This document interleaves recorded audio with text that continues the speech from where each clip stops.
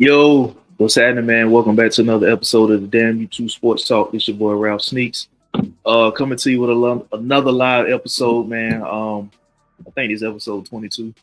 But I'm back in with another episode. Make sure you head over to YouTube, hit the subscribe button, tap the notification bell so you can get notified when new content drop. Head over to Instagram, damn underscore YouTube underscore sports talk. That's where you can follow the sports page.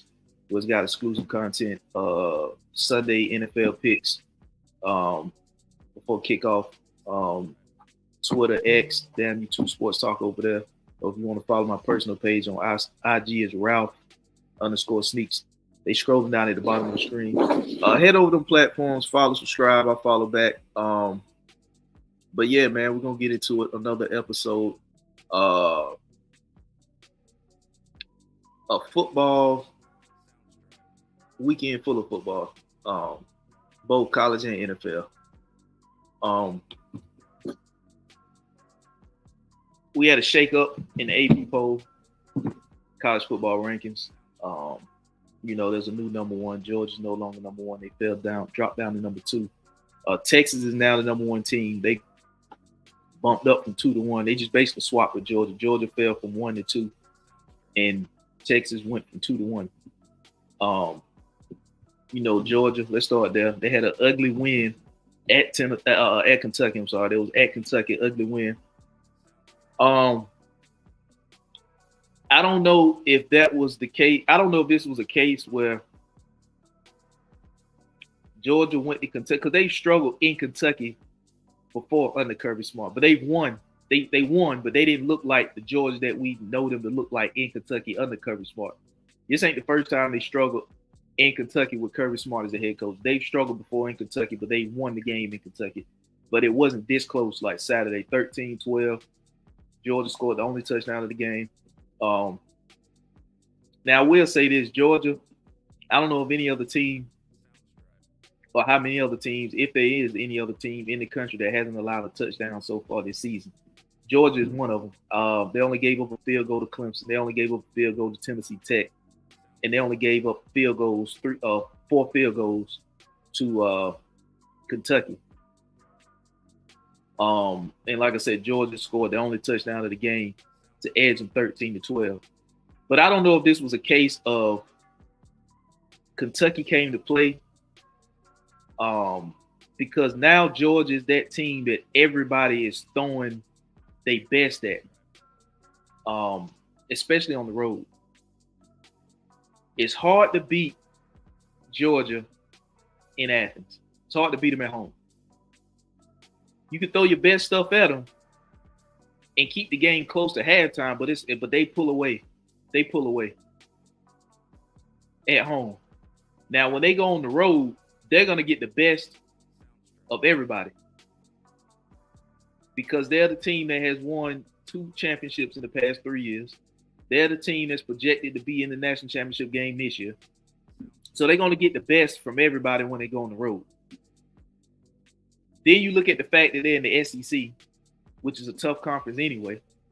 So they're definitely going to get the best when they go on the road.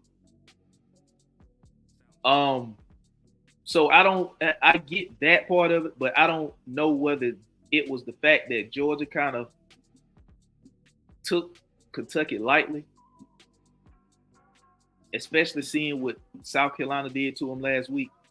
And now that we realize South Carolina ain't as bad as the teams we thought they was, because they went down to the wire with LSU this weekend. They wish they should have won the game, but they had some costly penalties that cost them the game, and probably a bad call that cost them the game, or calls that cost them the game down the stretch. So we don't even look at South Carolina as being as bad as we once did. But I don't know if Georgia took Kentucky lightly with Brock Vandagriff being the quarterback over there, who was the former backup quarterback at Georgia. So I'm not sure that they take them lightly, because Brock didn't light it up. If you had to look at that game, Kentucky defense had a huge part in keeping Georgia right there at 13 points. Now, if you keep a team like Georgia at 13 points, you got a damn good chance at beating them. But the problem is your offense got to score more. So this was a game that was basically won by Georgia's defense. They bent, but they didn't break. You know what I'm saying? Kentucky was able to move the ball to field goal range, and that was it. They didn't get in the end zone. Georgia defense held them to all field goals. So once your defense can continuously hold the offense to field goals, at some point your offense got to kick in gear and say, look, man, we got to help this defense out. They bending, but they ain't breaking. The team is driving, getting in field goal range, but they ain't getting in the end zone. Defense keeping them out the end zone, holding them to a field goal. We got to do our part by going down the field and getting in the end zone to help our defense out. So I don't know if that was a case of that was just Kentucky's, I guess, national championship game because they played Georgia at home, and that was their chance to upset them and knock them off. It didn't happen. So they went out and gave everything they had to beat Georgia, or Georgia just took them lightly. I don't know.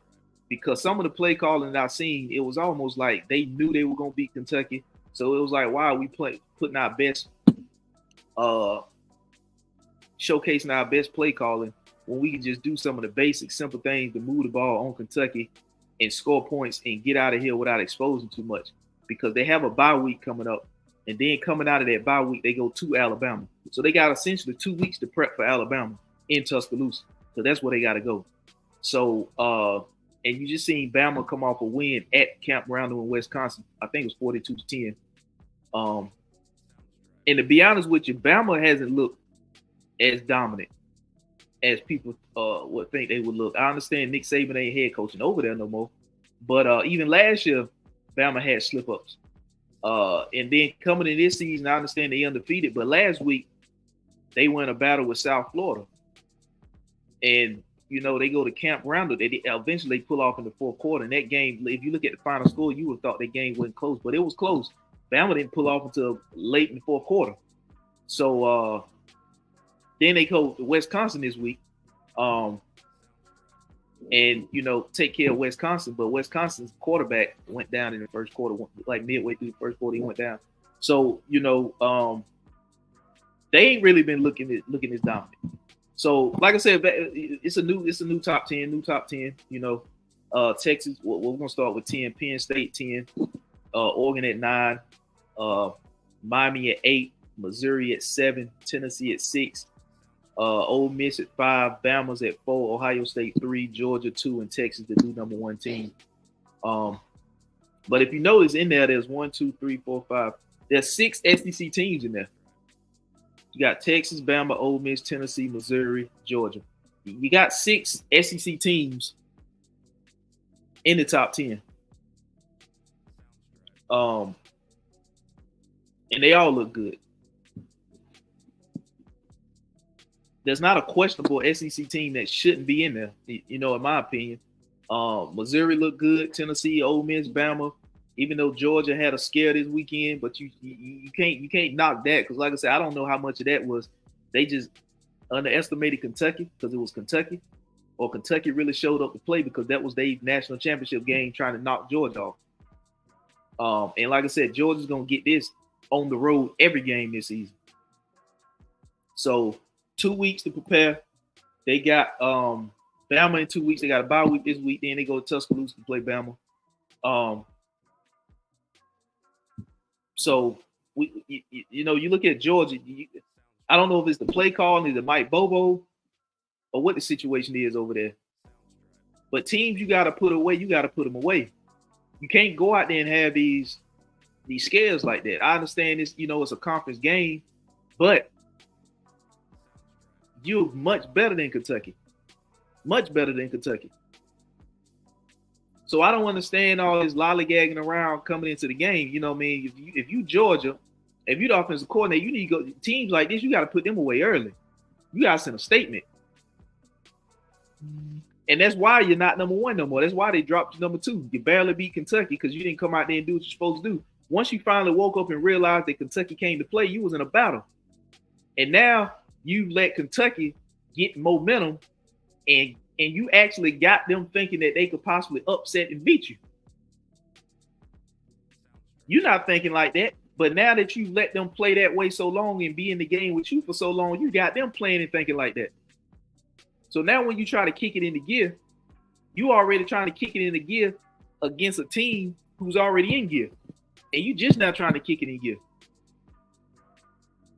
So as a result, you kind of playing into their hands. You kind of getting outside of your game plan because you now realize you got to play instead of coming out doing it out the gate.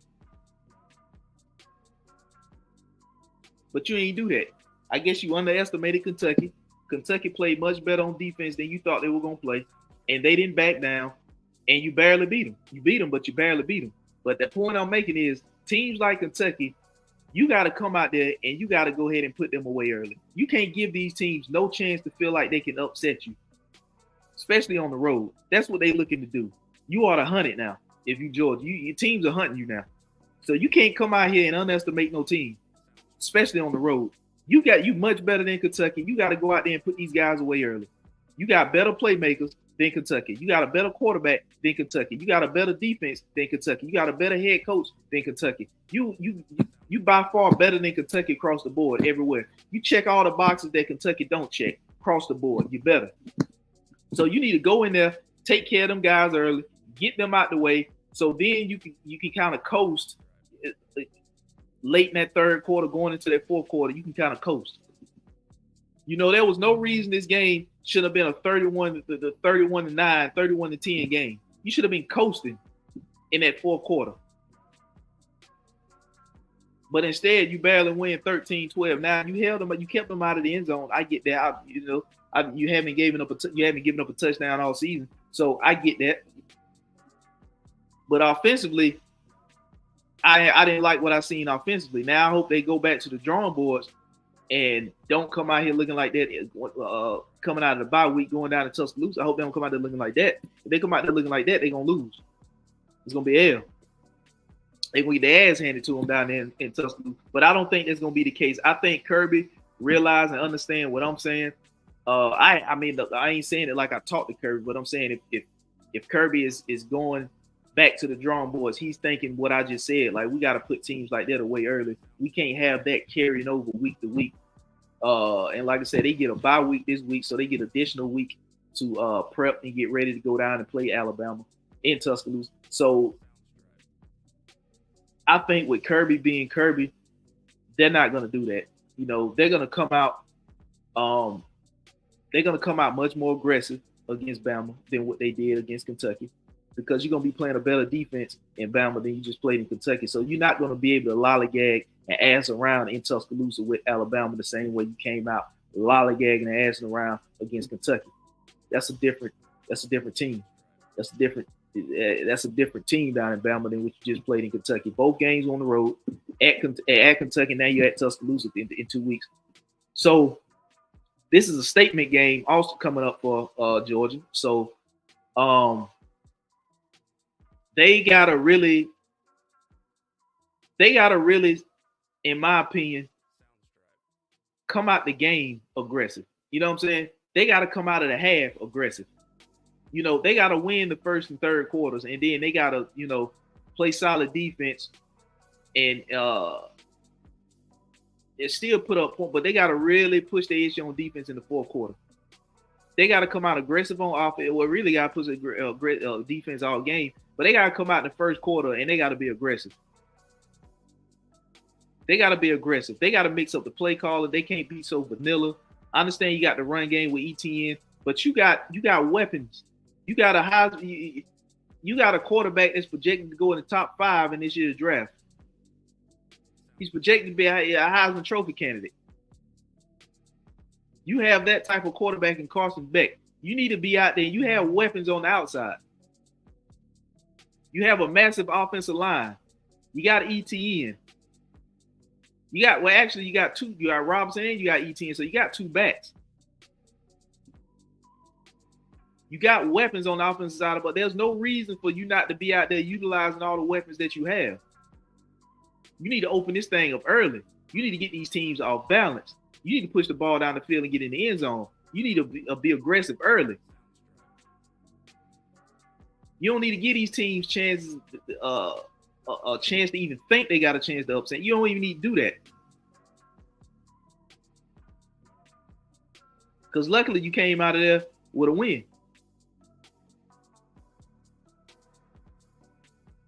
So you had that going on in college football. Then, like I said, South Carolina, who ain't as bad as we thought they were going to be, took LSU to the limit. They blew a 17-point lead. They lost to LSU, blew a 17-point lead because they were up, I think, 17-zip one time. Now, it was a couple bad plays and bad calls down the stretch, penalties that hurt South Carolina. But South Carolina ain't as bad as we thought they were going to be. I think what hurt South Carolina is they were going up against, even though they're at home, they were going up against an LSU team that they probably some degree couldn't really figure out how to put them away at the end because they kept shooting themselves in the foot with penalties, jumping off sides, false starts, holding penalties. They had a roughing, unsportsmanlike conduct penalty after they had got a pick six. They had a pick six, they probably would have won the game for them. But then the guy decides he wants to, I ain't even going to say a cheap shot because the quarterback that threw it, he was trying to get back into play. So now I think he should be able to be blocked because he threw a pick six and he tried to run into the play and he got blocked and the dude hit him and they threw an unsportsmanlike conduct penalty. That brought back the pick. That gave South Carolina the possession of the ball, but it took away the pick six that they had. That would probably have been the game-winning touchdown. Then, like I said, they had offsides. They had false starts. They had illegal motions. Holding penalties. Illegal use of hand penalty. You name a penalty, they had it down the stretch of the game. Then it didn't help that I think that wasn't a catch. I can't think of the receiver's name, but he caught the ball. He definitely was inbounds when he caught it. There was no question about him being inbounds. But he possessed it enough for it to be considered a catch? I don't think he did because he dropped it out of bounds. They reviewed it. The call was, stood as a catch. That set LSU up first and goal. So, they end up losing. And then they missed the game time field goal. So, LSU, South Carolina, not as bad as we thought.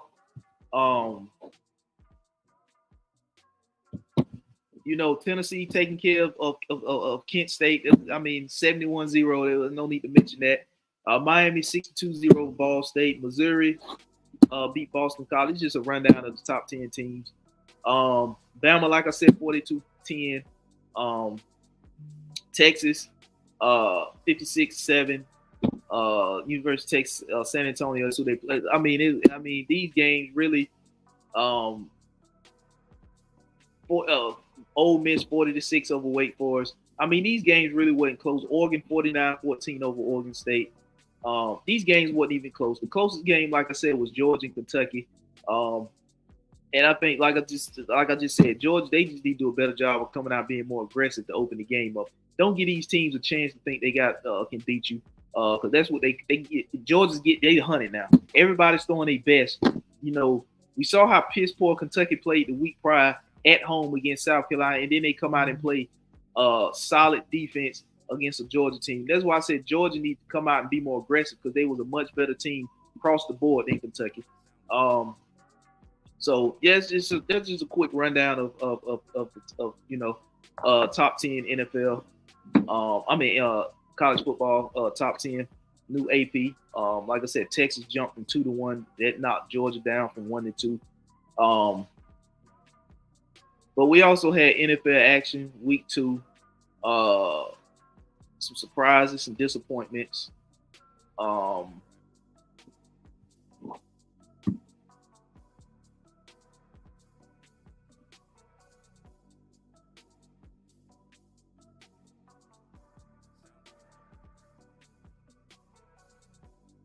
we had some surprises and disappointments. Week 2 NFL. I don't know, bro. It's kind of like a weird start to the season. Some of my a lot of my picks were wrong. It's just been a more than half of my picks were wrong. It's been a weird start to the season. One thing I've been thinking about and looking at is like with these quarterbacks, especially these younger quarterbacks, particularly these younger quarterbacks.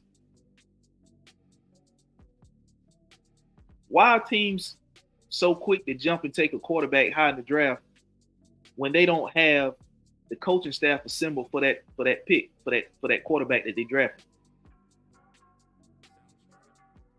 Like, there's no reason to take a quarterback high. And this is where a lot of teams put a lot of problems on themselves, and this is why a lot of teams can't solve no problems. Because instead of getting the coaching staff right, they go out there and select a young rookie quarterback high in the first round and expect him to fix their problem in 2 seasons. A problem they've been had for the past 5 years, they expect the quarterback that they taking the top 10 to fix it in 2 years when they don't even have the right coaching staff. So if I'm a team, I'm more focused on getting everything else in order. Like, get my offensive line in order. And I'm only saying this because you look at a team, like, and I hate to bring them up, but these team is sorry as hell. It's a shit show in Carolina right now. David Tepper and the crew is a shit show. If anything, they don't need to be charging people to go to the games. They need to be paying people to come to the games. That's how bad they look. What I'm saying is, why the hell would you take a young quarterback like Bryce Young when you ain't got shit around him? You're trying to rebuild. You don't have an offensive line. You don't have any wide receivers. You don't really got a defense solidified. First of all, what you need to do is, if you need a quarterback, you don't need to look to take one high in the first round unless you got everything else solidified, and only thing you missing is a quarterback, and you in position to draft one high. Other than that, just get you a veteran bridge quarterback that's going to get you year to year. Take your draft picks and go ahead and start on your offensive line. Well, first of all, you need to figure out which side of the ball you're going to start on. Is it going to be offense? Is it going to be defense? If you're starting on the defensive side of the ball, figure out where you're going to start it on the defense. Are you going to start up front on the D-line, or are you going to start on the back end with the secondary? So if you're going to start on the D-line, on the defensive side of the ball, then go ahead and start building your D-line. That's essentially going to help out the back end of your defense. Then you start plugging your veterans in there on the front and back end of the defense. Now, if you start on the offensive side of the ball, go ahead and start building your offensive line. I'm not saying get all rookies on your offensive line. Get you a couple rookies on your offensive line and go and get you a couple vets.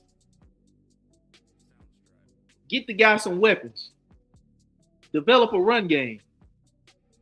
Now, I ain't say go out there and spend a ton of money on a running back, but develop a run game and get you a solid tight end. A tight end is a young quarterback's best friend. Go ahead and start building your offense for the quarterback.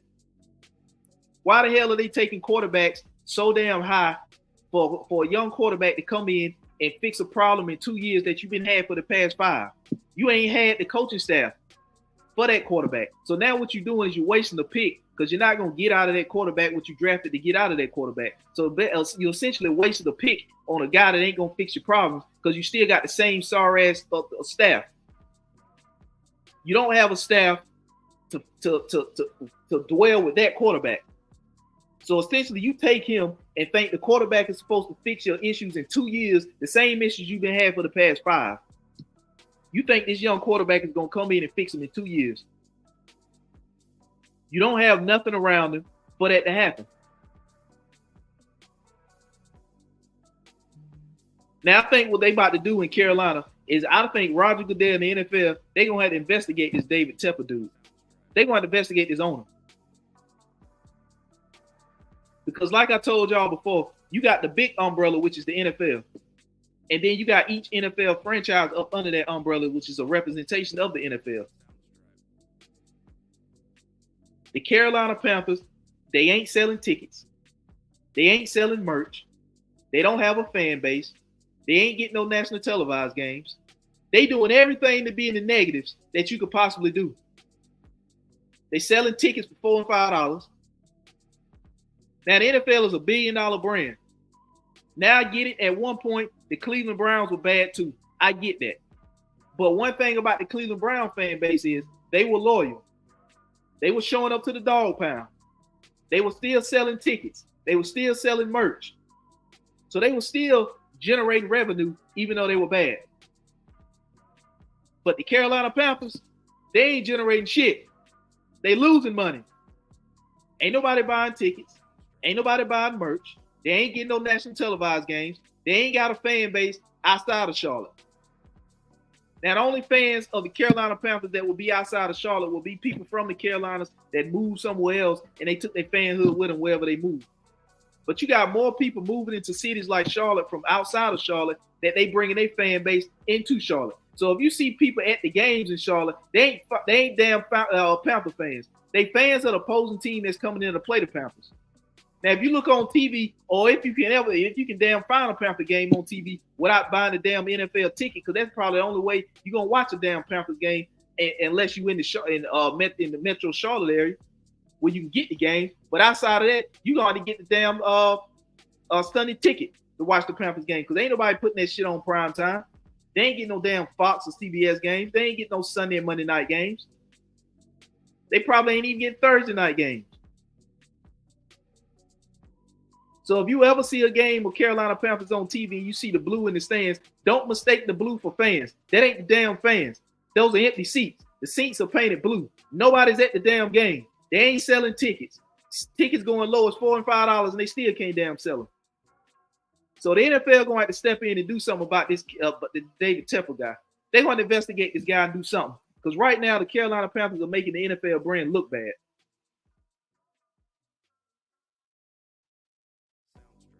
Three points yesterday. 3 points.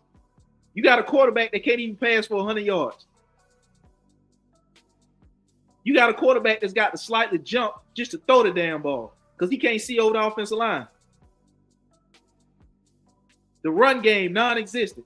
I don't know how many damn coaches you're going to go through to realize that you fucked up by taking Bryce Young. Just admit it. Admit it. Sit Bryce. This is a classic example of what I'm talking about. Why the hell are the Carolina Panthers taking a quarterback to fix problems that they previously had that they relied on this quarterback to fix in 2 years? It ain't going to happen. They don't have an identity. They don't have a direction of which way they want to go. They bringing in coach after coach after coach, which means they're going to be bringing in offensive coordinator after offensive coordinator after offensive coordinator, scheme after scheme after scheme. They can't run the ball. They can't throw the ball for 100 yards a game. It's hard as hell for them to even get a fucking first down. They got more turnovers than first downs.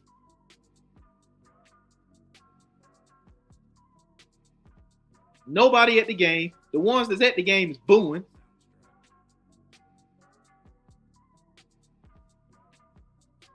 It's a complete shit show down in Charlotte right now. Shit show. The NFL going to have to step in and investigate this dude and do something about it because they losing all kind of money with the Panthers. They making the NFL brand look bad.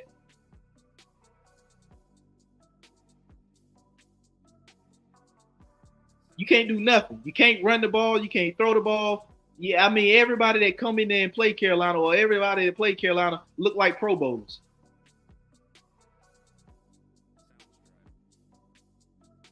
You got players judging by the body language. They don't even want to damn be there. They're only there because they're getting paid.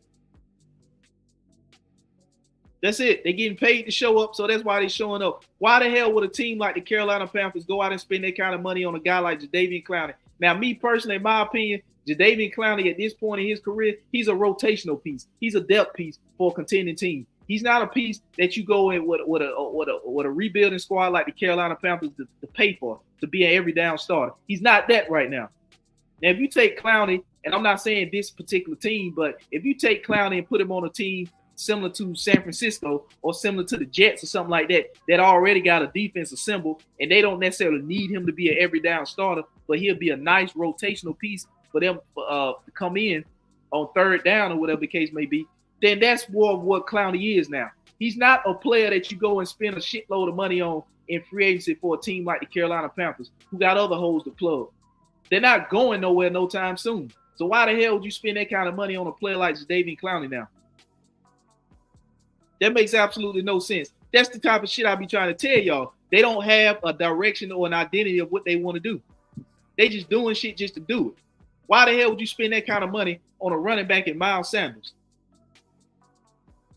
What the Carolina Panthers should have been doing is they should have been drafting. Matter of fact, they should have been trading back in the draft because they've been drafting high enough to trade back in the draft to still get good talent and also pick up additional assets to plug other holes.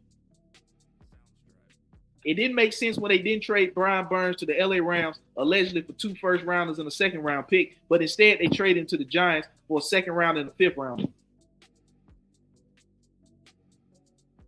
That made no sense.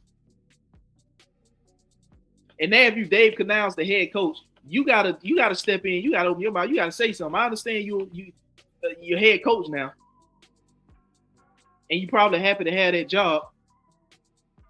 But now everybody that's being brought into Carolina is being brought in for Bryce. Dave Canals, you were brought in for Bryce Young. That's who you were brought in for.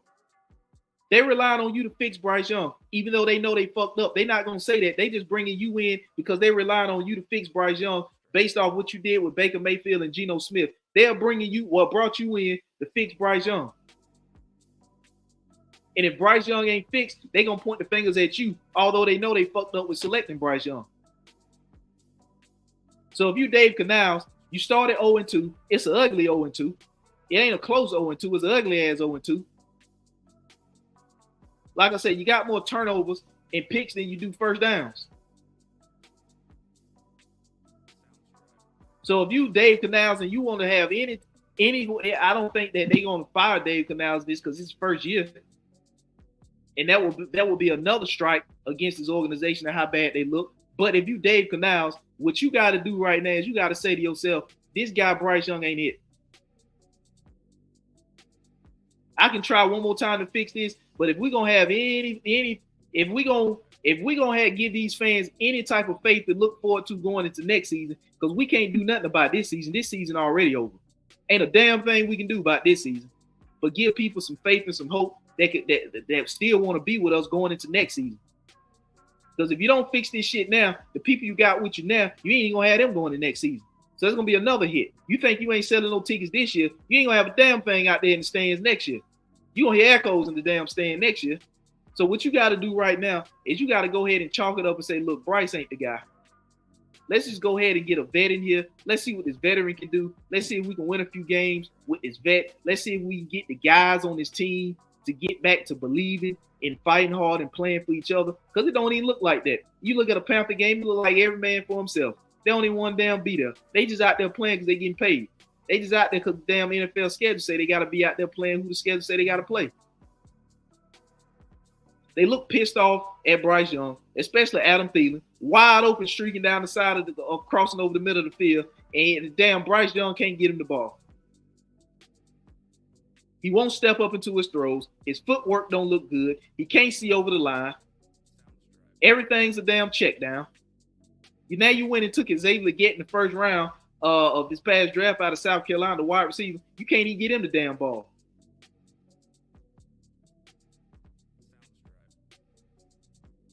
You got a complete shit show mess going on over there. If you Dave Canals, you got to sit this guy. I don't give a damn you what you traded up to get. You got to chalk it up as a loss and say, look, hey, we fucked up. Well, not Dave Canals because he wasn't there when they did all this. But look, the front office got to say, look, we made a huge mistake. We fucked up with this trading up to get this Bryce Young guy. Let's just go ahead and chalk this up as an L and get the hell off this guy. Because the more we keep feeding into this guy and lying ourselves and making ourselves believe that we ain't fucked up, that's the more we're going to keep setting this franchise back. Eventually, somebody going to have to do something. Dave Canals, I understand you're a rookie head coach, this, that, and third, but what you got to do is you got to sit this dude. This dude ain't going to do nothing but make you look bad because you were brought in here to fix him. And if he ain't being fixed, that's a reflection of you. So what you need to do now is to salvage that, is to sit his ass down, get a vet in there, somebody that don't look scared, somebody that look like they can get the voice of the team back, get the team back together, be the voice of the team. Nobody listening to Bryce Young. Nobody listening to that. Get you a veteran quarterback in there somebody going to listen to. Pull Andy Dalton off the bench. Give him the starting nod. Let him come in. At least Andy Dalton was winning games and making the playoffs when he was the starting quarterback over there at Cincinnati. At least he was doing that. So he knows something about something. Get him in there, especially these games that are winnable. You already gonna have a tough time winning games that ain't winnable, or you ain't gonna win games that ain't winnable.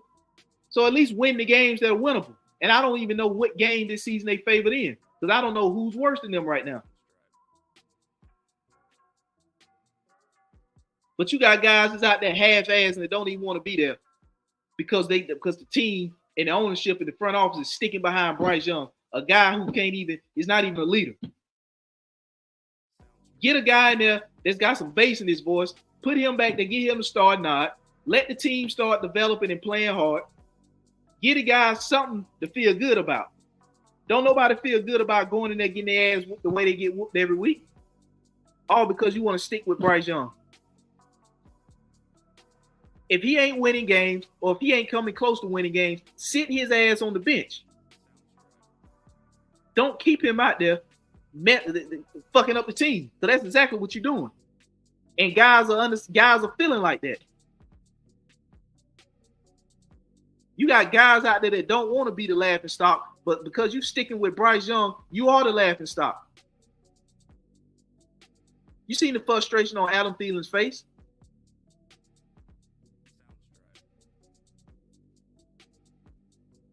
You got to get somebody in there that's going to get these guys playing hard. And you had the guy in Steve Wilkes.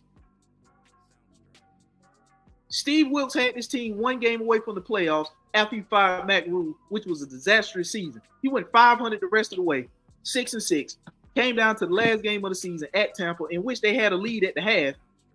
They ended up losing the game down the stretch, and Tampa ended up winning the division. But if Carolina had won that game, they would have won the division.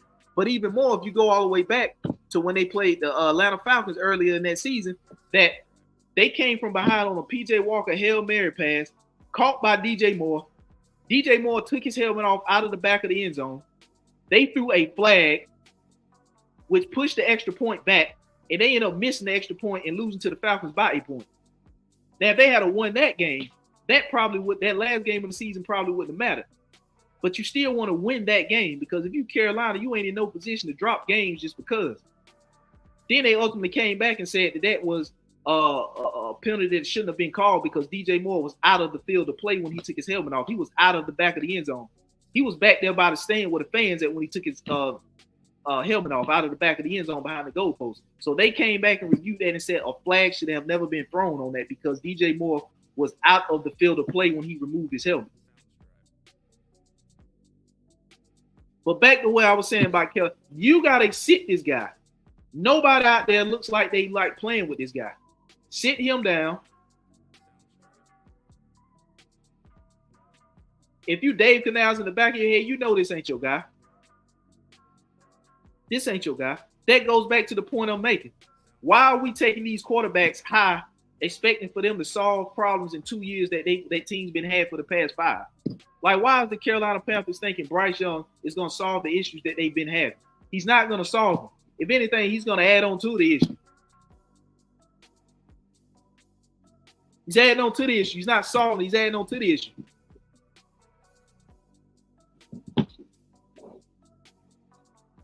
He had 84 yards passing yesterday. He was sacked twice and he threw an interception. 18 of 26 for 84 yards. You completed 18 passes and you only got 84 yards. A bunch of dinking and dunking. Checking it down to the running back.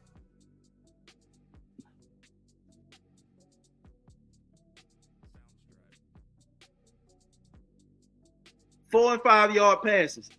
You ain't gonna win no damn games like that.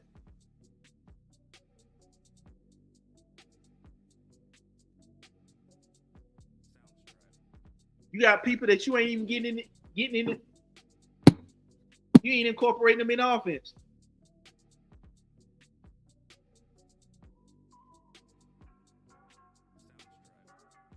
Deontay Johnson, you brought him in for what? 3 receptions, 15 yards. Like, what is the point of bringing in help when you got a quarterback that can't even get the ball to the damn hip? You bring it in, sit his ass down, get you a vet quarterback like Andy Dalton to come in there, get this offense moving, because the offense ain't moving. The offense got more than 3 and outs than they do first downs. As a result, you putting the defense back on the field constantly, and they breaking. They ain't bending, they breaking. You got people going for career highs against Carolina right now. Points, receptions, yards, everything. Career highs. It's a joke. It's a complete shit show. And I wouldn't be surprised if the NFL don't get involved with this and investigate this guy. But they right now is bad for business. $4 and $5 tickets to go to the game. But enough of that shit show, man. We had other NFL action. Like I said, the Panthers got their ass beat yesterday again. At home against the Chargers, 26-3. Last night we had Sunday Night Football. We had the Bears and the Texans.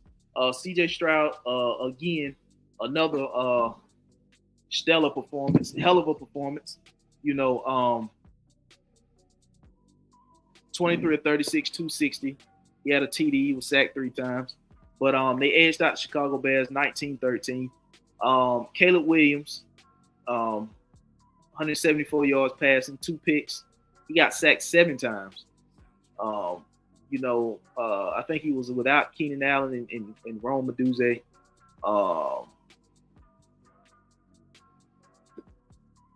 But Houston edged them out 19-13 at home.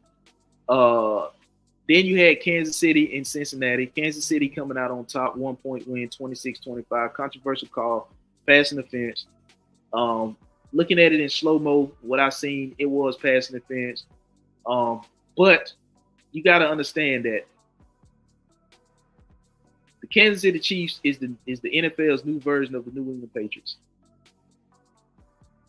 This is going to be a team that is going to replace the New England Patriots. Pat Mahomes is essentially Tom Brady. Andy Reid is essentially Bill Belichick, except he's more offensive and Belichick was more defensive. Travis Kelce is essentially Gronk. If you look at the New England Patriots, outside of Randy Moss, they didn't really have any household name wide receivers. So if you look at the Kansas City Chiefs, outside of Tyreek Hill, they didn't really have any household names, and nobody really knew Tyreek Hill until he emerged on the scene with the Kansas City Chiefs. Unlike Randy Moss, he was already known prior to coming to New England. But if you want to equate the two, for the example that I'm setting, that's probably the more notable wide receiver that you know of or knew of from Kansas City, which was Tyreek Hill. He's no longer there. The more notable wide receiver that you probably remember and knew of was Randy Moss in New England. He left. Running backs, they had running backs to fit their system the same way they got running back now, Pacheco, to fit Kansas City system. So this is the NFL's new version of the New England Patriots. They're getting the calls. They're winning close games in the same fashion that the New England Patriots were getting the calls and winning close games. This is the NFL's new version of what the New England Patriots was. And it's kind of funny that once the New England Patriots started to fall off, they already had the Kansas City Chiefs ready to go with Mahomes. Soon as the Patriots fell off in but Tom Brady left New England, went down to Tampa, the Kansas City Chiefs was already that new team in the AFC emerging. And they were right there to take off once Tom Brady left New England and went to Tampa in the NFC. They were right there to take off and take over in the AFC. And that's what they've been doing so far. They're going for a 3-peat on the Super Bowl this year. But they edged out Cincinnati 26-25. You're looking at the stats on that one. Let's see who did what. Joe Burrow, 258 through the air, 2 TDs, got sacked 3 times.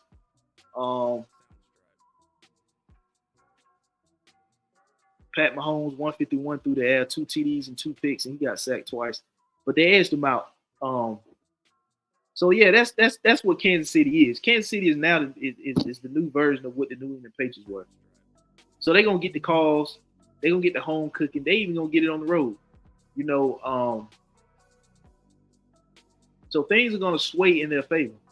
You now have people who are now Kansas City Chiefs fans. I'm not talking about people that's from Kansas City or living in the city or in that area, Kansas City area. I'm talking about people who came there who don't know a damn thing about the Chiefs prior to Pat Mahomes getting there. And they don't even know when Pat Mahomes got there. They just got on the wagon when they started winning. They don't know a damn thing about Kansas City Chiefs when Pat got there or prior to Pat getting there. The same way they ain't know a damn thing about the New England Patriots prior to Tom Brady winning. All they know is that's a team that's winning, and they gonna jump on a winning team, and that's what they got a lot of fans now off of that. So that's exactly what I mean by they're the new NFL's new version. They're the new cash cow in the NFL now. That's the new version for the NFL, the New England Patriots. But they edged out the Kansas City edged out the Cincinnati Bengals 26-25 at home. Pittsburgh 13-6 over the Denver Broncos. And like I've been telling y'all, man, the Steelers are winning games, but they can't keep winning games 13-6. You know, at some point, I think that the Pittsburgh Steelers gonna have to get more offensive. They're gonna have to get more. And people talking about Justin Fields' play. Yeah, he's but 13 or 20, 117 yards of TD and sack twice. Those are not lights out numbers. This is a passing league. And so far, 117 yards doesn't wow anybody. 117 yards, you should have that at the half. Probably a little more than that at the half. It's a passing league. And I get it. Justin Fields, in my opinion, you're probably going to keep rolling with Justin Fields because you're winning games with Justin Fields. But that still is kind of like making my point. They're not offensive enough. I think they need to be more explosive, especially when you got a guy like George Pickens, who only had 2 receptions for 29 yards. I think they need to get more explosive, starting with the quarterback position. Somebody that could get the ball down to the playmakers. And I think they need to get more playmakers on the offensive side of the ball. Not sure how much they invested they are into Najee Harris being with the Pittsburgh Steelers in the future. 17 attempts, 69 yards rushing.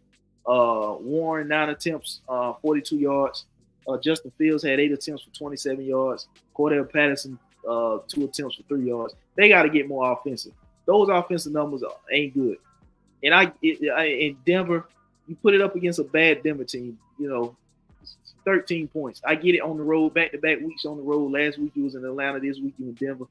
But you got to get more offensive. You got to get some offensive explosion over there.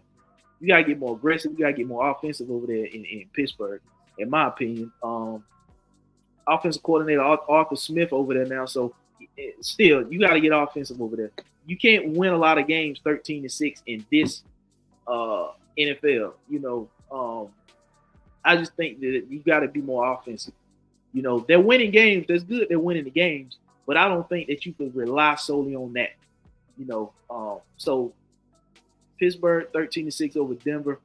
The Rams and the Cardinals. This one was a shocker. I took the Rams to win. I did not see a 41-10 Arizona game. I did not see Arizona winning the game at all, let alone win 41-10. So I guess whatever issues may have or may not have been with Marvin Harrison and Kyler Murray, they ironed that shit out in that game. He was looking for Marvin Harrison. He did get the ball to Marvin Harrison. So after making the statement last week that it's not his job to do so, and I didn't understand why he made that statement when you are the quarterback. It is your job to distribute the ball to the receivers and playmakers, and Marvin Harrison is a playmaker. Marvin Harrison is the one that you selected 4th overall in this past draft. So why the hell ain't you putting the emphasis on getting him the ball, which makes absolutely no goddamn sense to me. And it's not like he was drafted too high. Marvin Harrison Jr., was looked at last year. I remember when C.J. Stroud was doing his pro day and Marvin Harrison was out there on the field. He was throwing to Marvin Harrison at his pro day. There were NFL scouts that already had seen C.J. Stroud. They were showing up to see Marvin Harrison, even though he was not going into the NFL draft that year. He was going into the NFL draft the following year. So there were teams already showing up a year before he was set to go into the NFL draft to see him at C.J. Stroud's pro day at Ohio State. So at Ohio State's pro day when C.J. Stroud was throwing.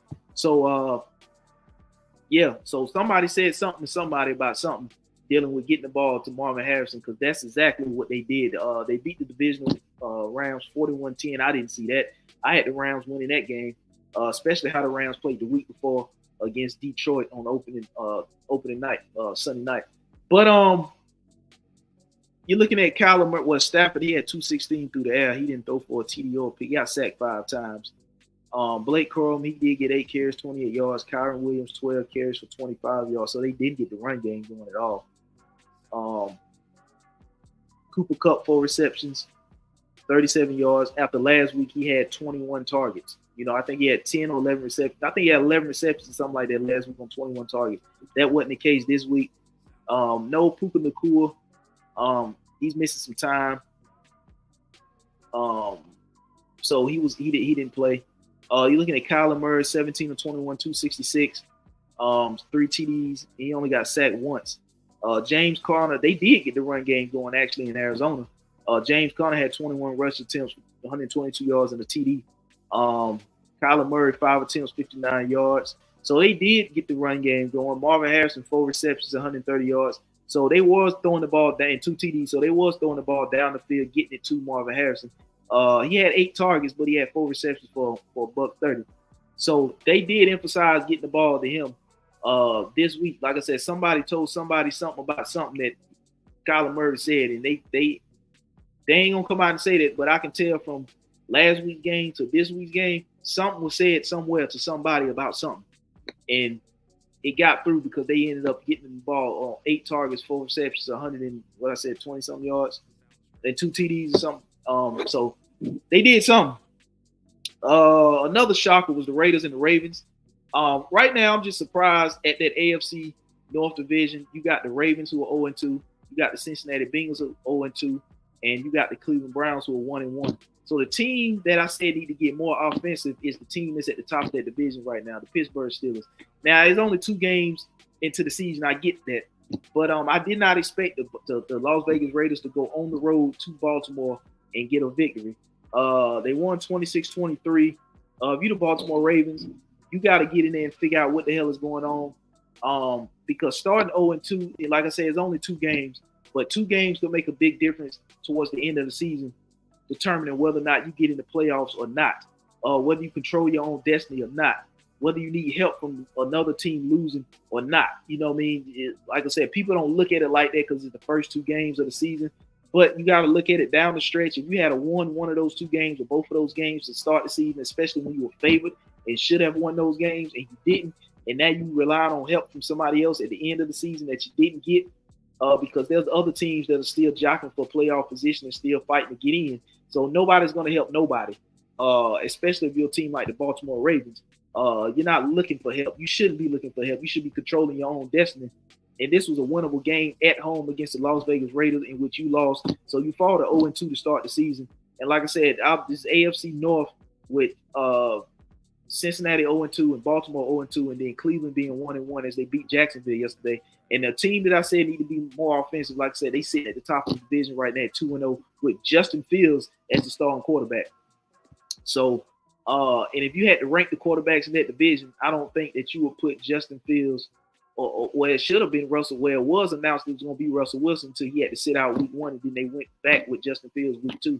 So I think that's Justin Fields' job to lose, and I think they're going to roll with Justin Fields, or they're going to roll with the hot hand who keep winning them games, which is Justin Fields right now. They ugly wins, but they wins. And you will take them right now looking at the division. So the Las Vegas Raiders going on the road to Baltimore and getting a win 26-23. You look at what Gardner Minshew, he had 276 yards passing. He was 30 of 38. Now I'm shocked that he went on the road and was able to do this against the Baltimore Ravens defense in Baltimore. 30 of 38, 276, a TD and a pick. Now he was sacked 5 times, but he still put up damn near 300 yards passing and a TD. Devontae Adams, 9 receptions, 110 and a TD on 12 targets. I didn't think Minshew was going to be the type of quarterback that was going to be able to do this with the Raiders.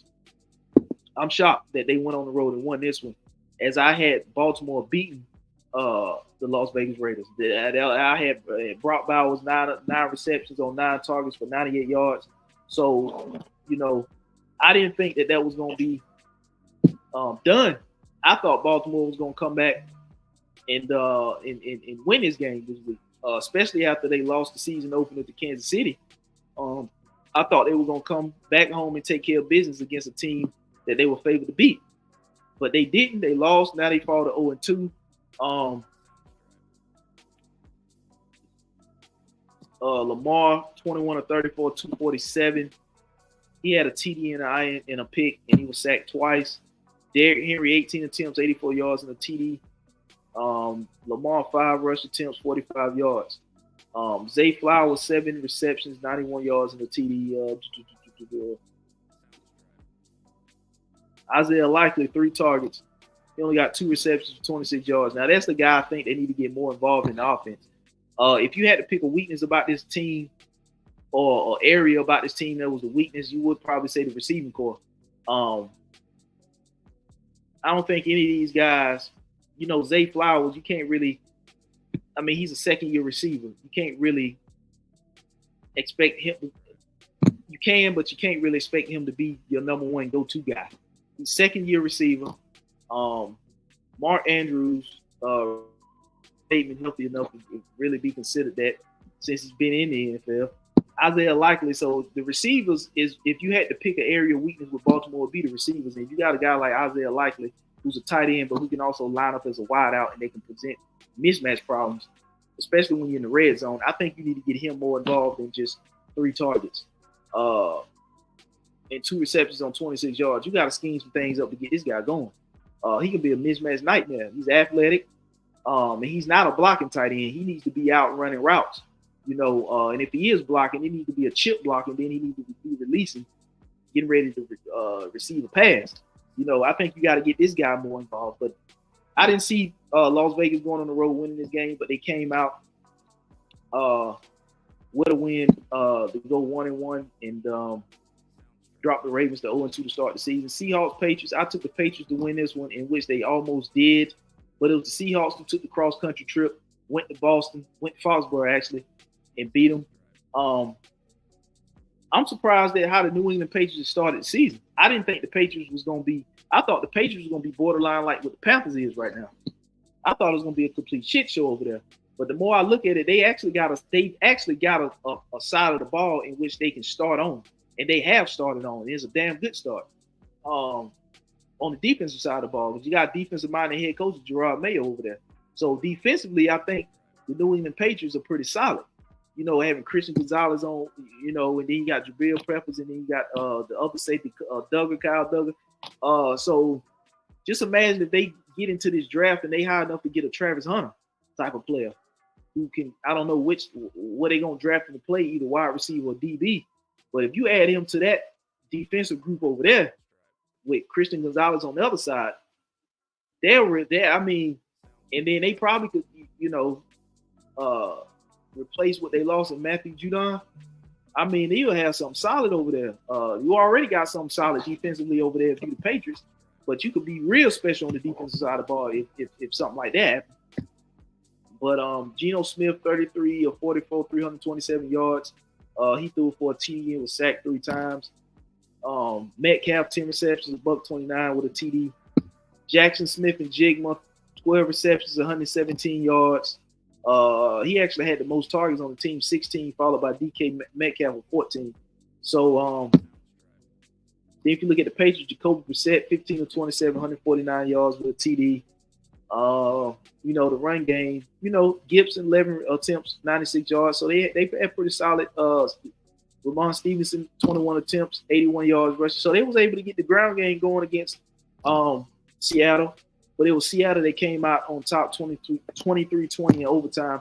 But I didn't think the Patriots were going to come out and look this solid. I didn't think they were going to be 1-1 to start the season.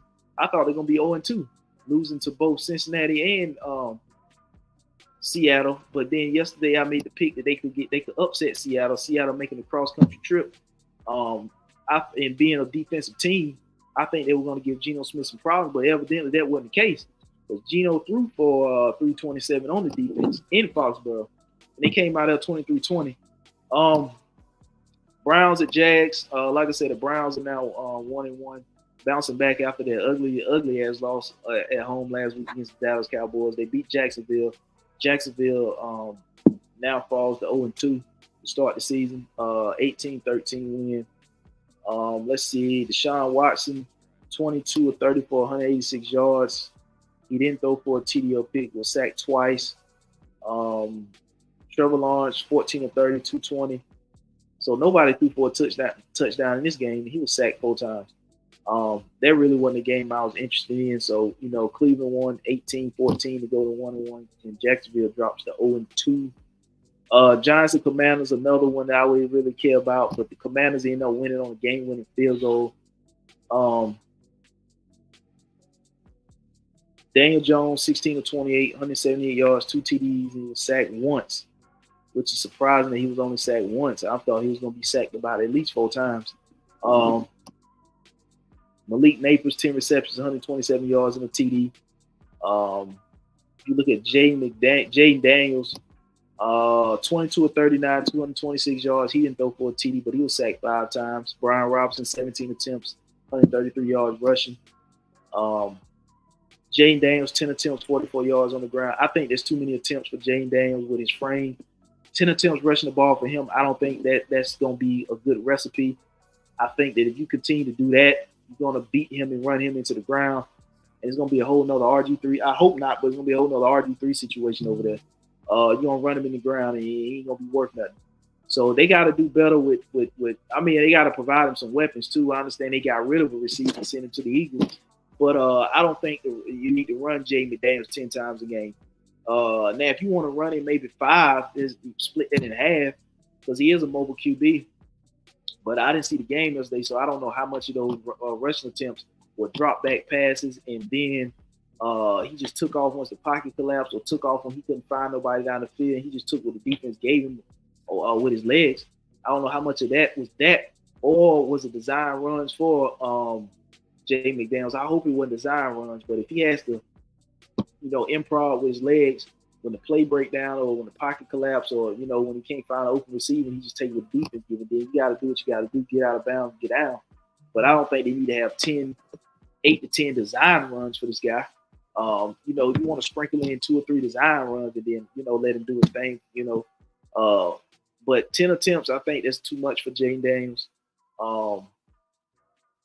In my opinion, but needless to say, they got out of there with a game-winning field goal, 21-18 over the Giants. Jets and Titans. Will Levis, we finding out that he's probably ain't the quarterback for the future of this team. I think Tennessee actually has a solid team, put together, minus Will Levis. I think that they put Will Levis in his position to see whether he would be the guy for this team. They added Calvin Ridley. They added Tyler Boyd from Cincinnati. They added the running back from Dallas. I can't think his name. Tony Pollard. They added him. So combined with the fact they already have a solid defense, and then added Jerry Sneed to that defense. So they, in my opinion, with good quarterback play, this team could be a real solid team. We finding out that ain't happening, and it ain't coming from Will Levis. If you look at Will Levis, first of all, Will Levis had 192 yards passing. He had 1 TD, 1 pick, and he was sacked 4 times. Tony Pollard, 17 attempts, 62 yards. Will Levis, 4 attempts, 38 yards. Calvin Ridley, 4 receptions, 77 yards, and 6 targets. Tony Pollard, 5, 40. Aaron Rodgers, 18 of 30, 176 yards, 2 TDs. Garrett Wilson, 4 receptions, 57 yards. Breece Hall, 7 receptions, 52 yards. So the Jets bounced back from a Monday night loss to San Francisco last week. Back-to-back road games for the Jets to start the season. They bounced back, even get back to start the season 1-1. Tennessee, they fall to 0-2. As they had a lead in Chicago last week, they lost it. Ugly interception last week, and then Will Levis with another ugly turnover this week. So I think Callahan is starting to realize, and we're only 2 games in, that Will Levis might not be his guy, and probably ain't his guy. So they don't have a bad team assembled around Will Levis. I think what they probably need to do is just go ahead and Will Levis won't be, if this continues, Will Levis won't be the quarterback next year. I think they feel like they got a playoff caliber team if Will Levis plays how he's supposed to. If they don't make the playoffs, then they're going to move off of Will Levis. I mean, that's just what it is. You don't have much time in the NFL to show improve, especially when they put a team around you, and they brought a coach in that was supposedly be to help you as a quarterback, and you ain't getting it done. But moving on, another surprise: Bucks over the Lions. The Bucks are actually better than I thought they were going to be this season. They started the season 2-0. Last week they beat the Washington Commanders. This week they go on the road and beat the Detroit Lions 20-16. Holding the Detroit Lions to 16 points. I didn't think the Tampa Bay defense was going to be able to do that because they lost both of their DBs. They lost Sean Murphy-Bunting to Arizona, and then they lost Carlton Davis to the Detroit Lions. They lost both of those guys. And I think they lost Vita up front yesterday to a knee injury. I'm not sure how significant the knee injury is, how much time he's going to miss. But Baker Mayfield, 12 of 19, 185 yards, a TD and a pick, and he was sacked 5 times. I think Aiden Hutchinson had like four or five of them, by itself. But if you Detroit, I don't understand how the hell this happened because Jared Goff passed 30. He was 34-55 for 307 yards, but he had 2 picks. Jahmyr Gibbs, 13 attempts, 84 yards. David Montgomery, 11 attempts, 35 yards. So they basically outgained yardage-wise Tampa Bay Bucks, but they end up losing the game to Tampa 20-16. I don't get that. It just seems like the Detroit Lions was probably driving the length of the field and getting field goals and not getting into the end zone. And Tampa was playing solid defense when they had to play it and making plays when they had to play it, and they were outgained numbers-wise, but they end up winning the game though. That's crazy. But Tampa's now 2-0. Detroit falls to 1-1. I didn't think the Tampa Bay Bucks were going to be this good this year. I thought that Baker Mayfield was probably going to take a step back with Dave Canales, who was the former coordinator there last season, now being the head coach of Carolina this season. I thought he helped Baker look the way he looked, which was the best he looked since he's been in the league last season. I thought Dave Canales was a big part of that, and losing that, I was curious and anxious to see how Baker Mayfield was going to come back this season and look without him.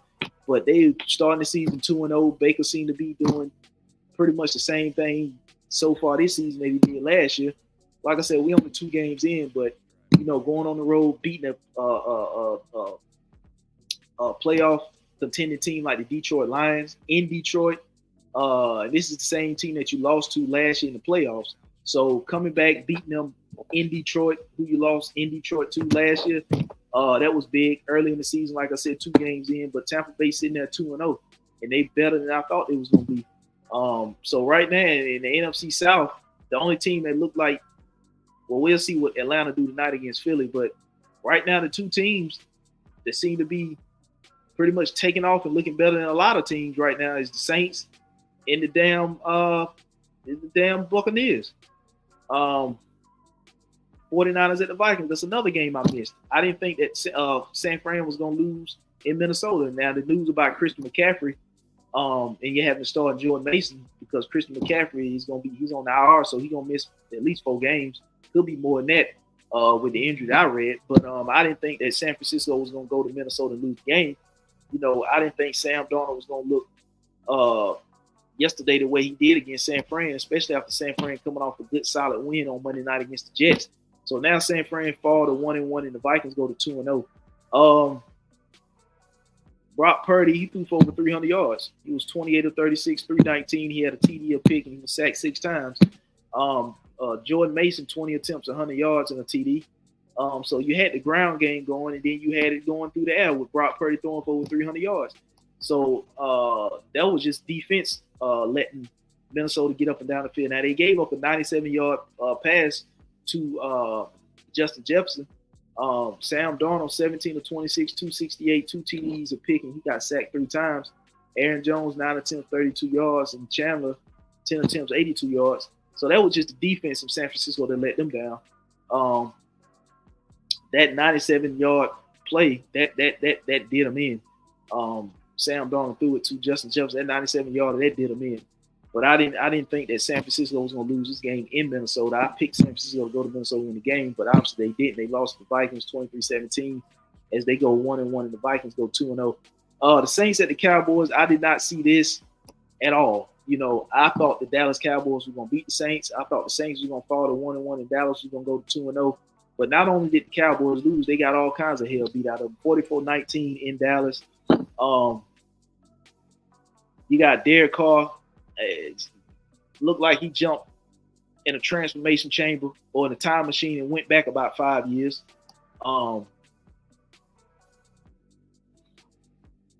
Derek Carr, 11 of 16, 243 yards. That's, 16 attempts is not a lot in an NFL game. You know what I mean? He was 11 of 16, 243 yards, 2 TDs, 1 pick, and he got sacked once. Alvin Kamara had 20 attempts, 115 yards, and 3 TDs. And he also had a receiving TD. So, Dallas, they looked good last week in Cleveland. But then they come back home and look and don't look like a damn thing. Now Dak Prescott, 27 of 39, 293 yards, a TD and 2 picks, and he got sacked 3 times. So if you look at the Cowboys, they didn't do much on the ground. They didn't do much at all on the ground. CeeDee Lamb had 4 receptions for 90 yards. Tolbert had 6 for 82. Brandon Cooks 2 for 19. They didn't do much on the ground. It just seemed like they couldn't stop the Saints. The Saints just seemed like they had more explosive plays. They couldn't stop Alvin Kamara in the run game or the passing game, and it just seemed like the Saints had more explosive plays because Derek Carr, like I said, had 16 pass attempts, but he passed a complete 11 of them for 243 yards. So they had more. Their plays were more explosive. And it seemed like the Dallas Cowboys defensively couldn't stop their explosive play. They couldn't stop the ground game with Alvin Kamara, and they just couldn't stop Alvin Kamara whether it was on the ground or through the air. And they had more explosive plays. They couldn't stop. So and it seemed like the Saints defense played better, much better much prepared to play and played better than Dallas defense did in Dallas. Dallas only scoring 19 points, then giving up 44.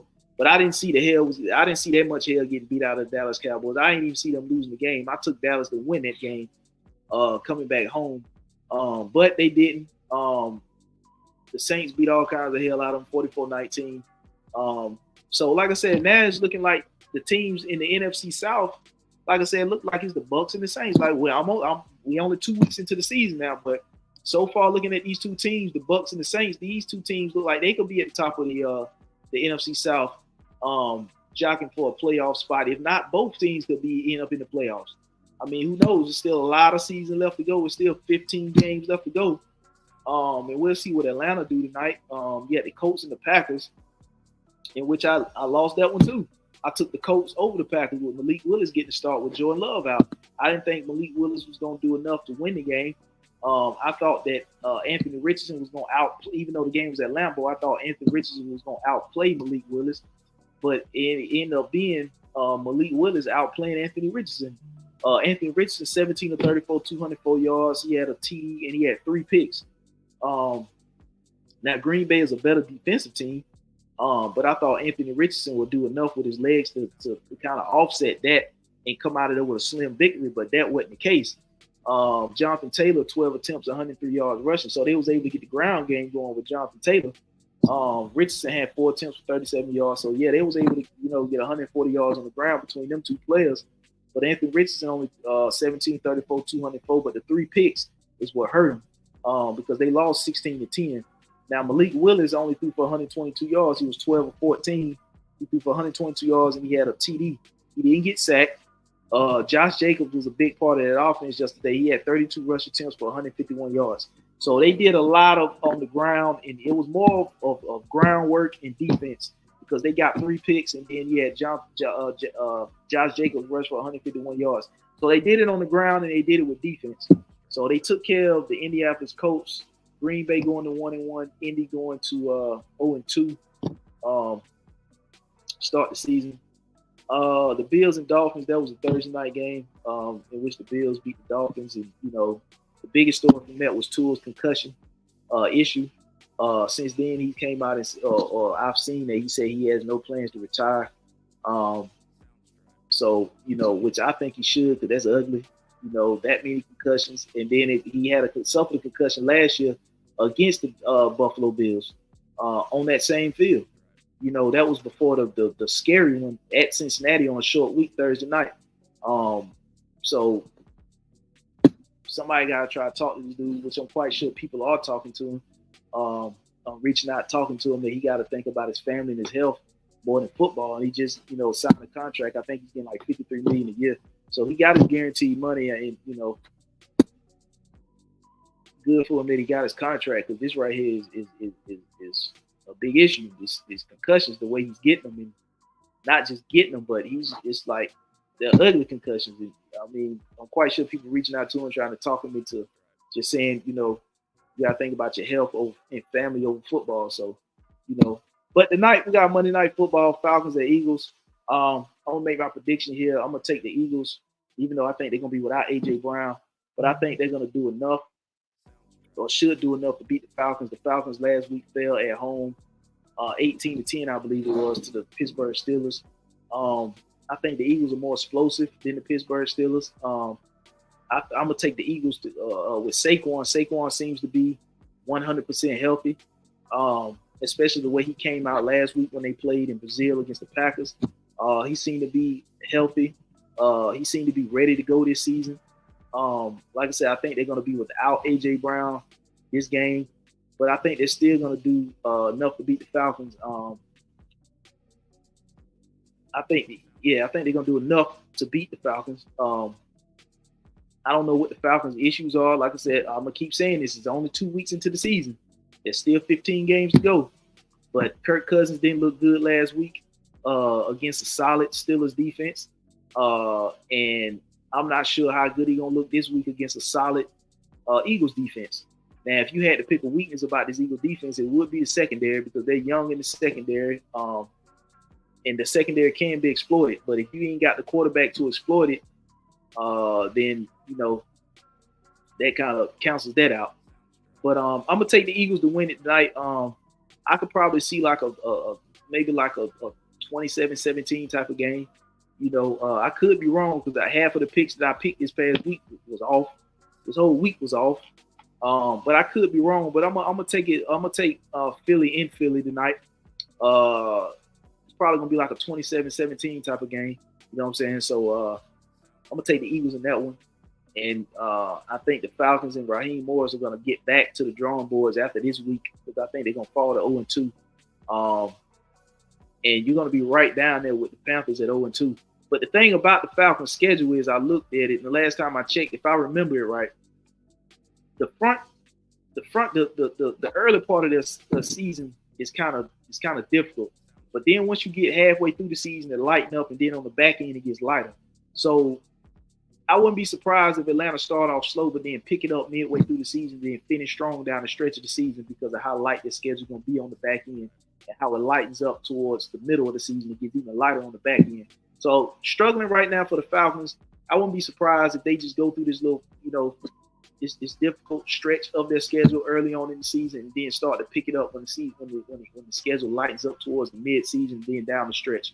So I'm expecting the Falcons to kind of struggle a little bit with the beginning of with the season, because I think they got Kansas City coming up soon too. So and I'm not sure when Dallas come into Atlanta, but they're coming.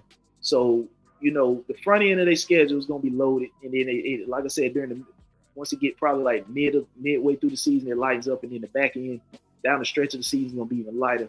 So Atlanta struggling right now. It wouldn't be a surprise, but I'm expecting for them to pick it up and get this thing going as the season goes, because looking at the team that they have with the additions that they brought in, you don't want to get too far behind, especially when you're looking at what the Bucs and the Saints are doing right now, starting off 2-0, and you go down 0-2, you'll be down at the bottom with Carolina, and that's not a place or a company that the Falcons want to be in, considering what they brought in and the additions they made to this team.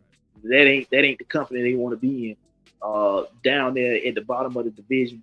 Like I said, it's only 2 games in. There's plenty of time to turn it around, but you don't want to be down there. You don't want to be in no mentions with the Carolina Panthers right now if you're the Atlanta Falcons. And if you lose this game tonight and fall to 0-2, that's exactly where you would be, down in the bottom with the Carolina Panthers at 0-2, while looking up at the Bucs and the Saints at 2-0. But that's my time, man. I got to get out of here. Those are my week 2 recap, NFL, week 3 recap of college football. Like I said, man, tune in. YouTube, head over there and subscribe. Hit the notification bell so you get notified when brand new content releases. You can follow my platforms. They scrolling down at the bottom of the screen over on Instagram at damn_U2_sports talk. Or if you want to follow me at X Twitter, it's damn U2 sports talk. If you want to follow me, Ralph Sneaks on IG is Ralph_Sneaks. If you just click the link in the sports page bio on IG, you can subscribe through the link too. But head over there, make sure you subscribe, make sure you follow. I follow back. Until the next episode, man. I'll see y'all. Peace.